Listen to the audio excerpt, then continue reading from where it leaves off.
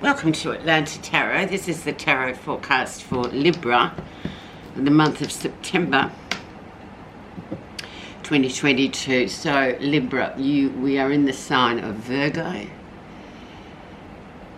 The element is earth, and you are in your 12th house, and the sun is in your 12th house, and the moon is in your 6th house. So the 12th house firstly is the house of shadows and secrets. So it may be that you sort of feel like going underground a bit for the next couple of weeks with the 12th house. It's highly spiritual in nature. It also brings up a lot of things, a lot of spiritual type of experiences through dreams, or just in real life itself.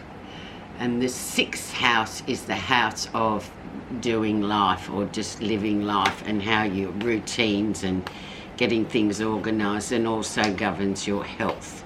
So let's see how we go with these cards for this time, keeping in mind the 12th house. The energy is the 6 of Swords, which is very much a card of balance. It talks about things being a lot easier for you these days, perhaps after a bit of a rough trot in the past couple of months, especially in terms of your head space. That's usually what causes the rough trots, doesn't it? You know, things get out of control. So it's the symbol air element, of course, which is your element there, Libra. So this is quite a nice card to get. So smooth sailing for the seeable future. Where you are right now, and for fear's sake, there you are in an element of air yet again. 9 of Swords, it's that, you know, clutching on or grabbing onto things and filling them, blowing fear into everything, where indeed there should be nothing. So you need to switch off that head a bit, especially being in the 12th house, Libra. Try to just go into your feeling rather into your head, because there's nothing to worry about, but it may be a bit of a hangover from what's been going on recently. If it's been a bit of a trouble, I know for a lot of people the last months, or the year in fact, has been quite troublesome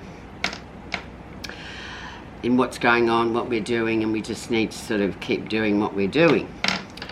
Okay, so let's see what influenced this 9 of Swords here. The 9 of Swords too also talks about sleeplessness, so you know, where we sort of up and down all night, can't sleep sort of business. So let's see what's influenced this all for you, and will indeed influence the reading itself. And we have the Knight of Wands. So yeah, things are changing very quickly when the Knight of Wands comes along. He is a character, so it could be a male member of your family, or a sibling, or somebody like that comes in and sort of really changes the gears up. Very high octane, fast moving energy comes in and sort of blows this airy, fairy stuff out of the water, really. Sort of, it can talk about travelling too, or thinking about going on a trip sometime soon. Just changing location can just do wonders for, you know, one's soul. So this is coming along, and just also remembering too, the energy of the Wands is always very positive if you've got projects on the run. Yeah, so he comes in very quickly, this one. It is a bit of a, you know, causes a bit of disruption, but brings messages with him as well, as he is a knight. So you can look forward to, by the looks of it, a bit of pizzazz in the next couple of weeks with the Knight of Wands energy around you and your whole reading. Let's have a look and see what was going on back in July, August, and indeed carries weight now. And we had the 4 of Swords, so very much, maybe not feeling 100%. 4 of Swords can talk about, excuse me, illness. It can talk about just taking a step back out of life for a little bit, and still, you know, doing things. But it's just sort of the universe saying time to just step back, or don't sort of agitate things that don't want to be agitated. Just sort of meditate a bit, meditate. Don't sort of be trying to make things, you know, square pegs into round holes sort of situations, because it will, and obviously it has still got this influence now with your Nine of Swords there where you are right now. Okay, so recent influences, we have the Nine of Coins, so very nice card there. Very much a female energy, very much a completion. So things having come to a grand completion here, doing really well with it as well. A very independent energy as well, very female type of energy, especially, I guess this is for, you know, the females, where, you know, people still tend to go, oh, but she did that, oh, how amazing. You know, it's almost as if we're back in the 1950s with this energy, a surprise at how well a female can perform in a man's world. Of course, times have changed a bit, but yeah, it's really a lovely card. So having done quite well, projects going well. So as you can see, this one and this one really cancel out these two. Let's see what your lesson you'll be learning in this next couple of weeks be. We have the King of Wands, so we have the King of Wands coming in. He comes in. He's very much a person who comes and goes. He likes to roam around. He's a, you know, he comes, he goes, he works away, he comes back, he works away. He's very sort of influential, very much a leader, very dynamic personality as well. So this could be, you know, maybe the father of this Knight of Wands here, but very much a person that's, you know, big picture sort of story there with him. A lot of energy and a lot of knowledge too. He's very much a leader type, but this also is an energy that's around you at the moment, so it's very good. And especially in terms of where you are in your 12th house, maybe you just want to sit back and just watch all this procession of characters, really sort of motivated male energy you've got around you this month, Libra. Let's have a look and see what is in the near future. And then we have the slow moving Knight of Coins. So he comes in, he is the methodical plodder, but he's also very much a loyalist. And he sort of really lets you know that things, you know, will slow down a tad, especially in this couple of weeks with the 12th house. So not to lose perspective on that, just, you know, stick to your guns, be loyal to your projects, and you know that you'll get there in the end. But yeah, it's quite slow moving. And for air signs too, this sign could be quite a bit too slow moving, but never mind.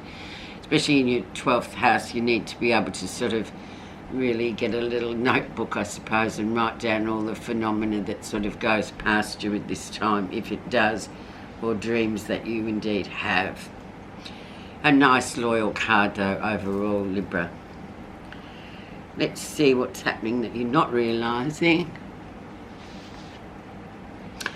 And we have the Judgment card. So karmic debt has been paid off. So there's a big ending coming up. Well, the ending has come up and now it's time for new things. So in turn with the 12th house, which is the end of the zodiac cycle for you, because next month, well, later this month, it will be your birthday. So it's like karmic debt has been cleared. All that was, you know, needed to be cleared up has been cleared up. So that's a really nice card to have just prior to your first house, which comes in a couple of weeks when we go into the sign of Libra. Let's see how others see you. Yeah, new beginnings with the Page of Coins, things coming in quite well. New projects on the go already, and this has been your mantra for a while. You've kind of settled into it a lot, and it's, you know, all about, you know, Librans are very big ideas people, and they're very good, and now they're sort of learning that earthy way of just, you know, learning to go in a slower way to build the project or build the business, rather than you're a good salesperson, but then again you need to let things time to grow, like this beautiful card.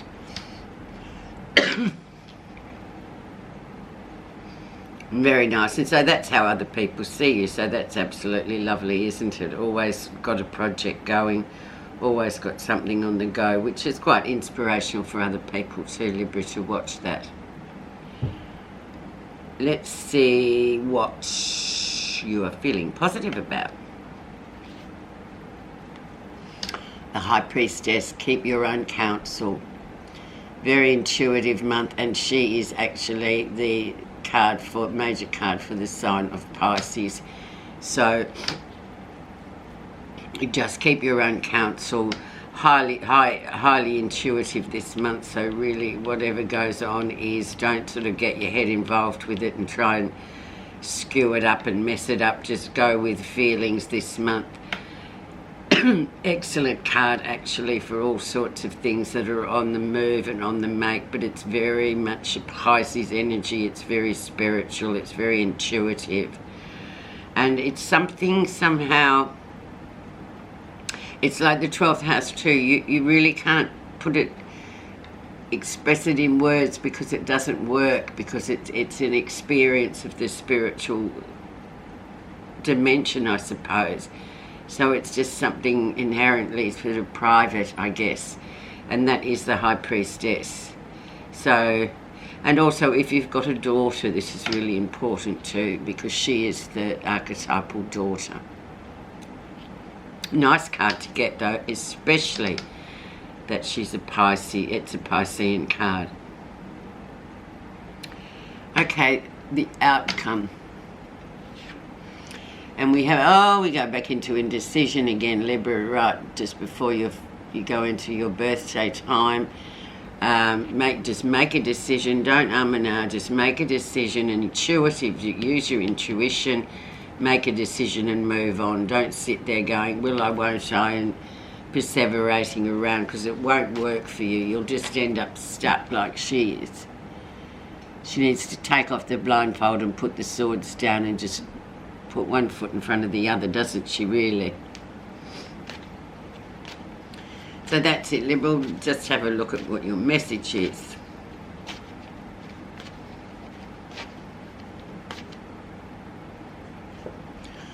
Oh, it's a good one. Karma. The more you practice karma, the more you will discover that you are the master of your own fortune and the creator of your own destiny.